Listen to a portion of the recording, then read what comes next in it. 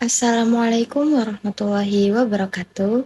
Saya di sini ingin menjelaskan tentang pengecekan keabsahan data kualitatif, yaitu credibility. Nah, di dalam pengecekan keabsahan data kualitatif ini ada terbagi 4, yaitu yang pertama credibility, yang kedua transferability, yang ketiga dependability, dan yang keempat confirmability. Nah, sekarang saya ingin menjelaskan tentang pengertian dan contoh credibility. Pengertian credibility atau kredibilitas. Credibility juga disebut dengan derajat kepercayaan, yang mana maksudnya adalah kriteria dalam penelitian kualitatif yang digunakan untuk menilai apakah data dan hasil penelitian itu benar-benar sesuai dengan kenyataan di lapangan. Artinya, informasi yang diperoleh harus dapat dipercaya, baik oleh pembaca maupun oleh responden sebagai sumber data. Credibility ini menekankan bahwa hasil penelitian tidak boleh sekedar berdasarkan pendapat peneliti saja, tetapi harus sesuai dengan apa yang sebenarnya terjadi. Untuk mencapai credibility yang baik, maka peneliti akan melakukan beberapa cara untuk menguji kredibilitas data kualitatif. Yang pertama yaitu perpanjangan pengamatan, yang mana peneliti melakukan penelitian dalam waktu yang cukup lama di lapangan, tidak hanya sekali saja. Tujuannya untuk membangun kepercayaan dengan responden, memahami situasi secara lebih mendalam, dan mengurangi kesalahan informasi. Contohnya peneliti datang beberapa kali untuk wawancara dan ikut mengamati aktivitas sehari-hari responden. Yang kedua yaitu ketekunan pengamatan, yang mana peneliti mengamati secara terus-menerus dan fokus pada hal-hal yang penting. Contohnya, seperti peneliti tidak hanya mencatat jawaban saja, tetapi juga memperhatikan sikap, ekspresi, dan situasi saat wawancara. Yang kedua yaitu triangulasi. Triangulasi ini adalah cara memeriksa kebenaran data dengan membandingkan dari berbagai sudut. Jenis-jenis triangulasi ini ada 3, yaitu dari sumber, yang mana membandingkan informasi dari beberapa orang. Terus yang kedua, teknik, yaitu menggunakan wawancara, observasi, dan dokumentasi. Dan yang ketiga yaitu waktu, mengumpulkan data di waktu yang berbeda. Tujuannya untuk memastikan data konsisten dan tidak bias. Terus yang keempat yaitu melakukan member check. Penelitian mengembalikan hasil wawancara atau data kepada responden untuk diperiksa. Tujuannya untuk memastikan data sesuai dengan maksud responden, dan 2, menghindari kesalahan penafsiran.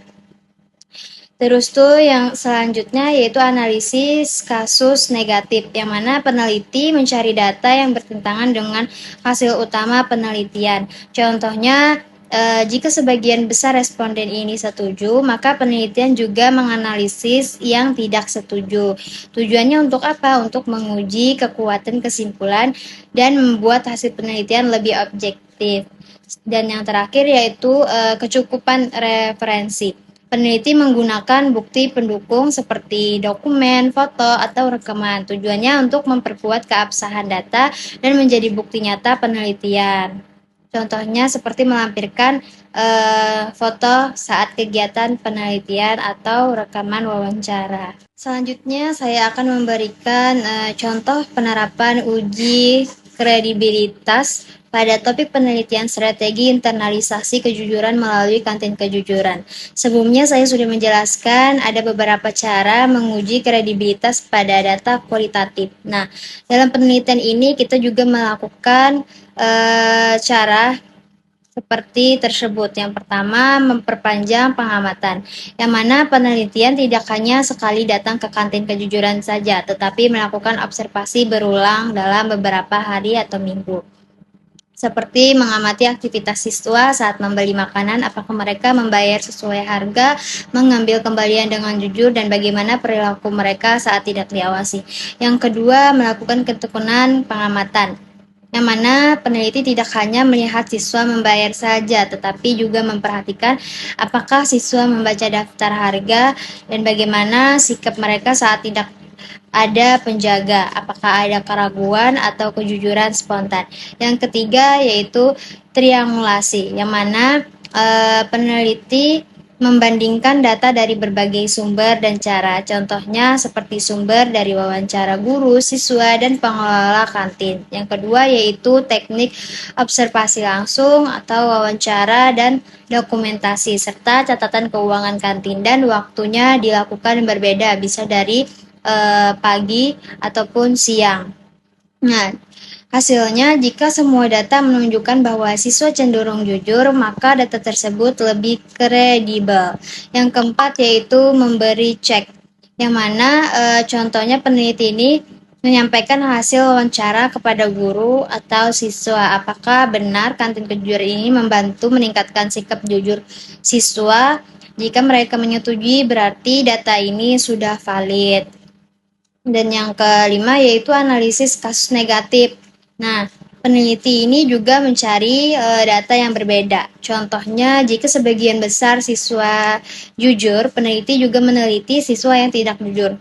Mengapa siswa tidak jujur dan apa faktor yang mempengaruhinya. Nah, ini akan membuat hasil penelitian lebih kuat dan lebih tidak sepihak.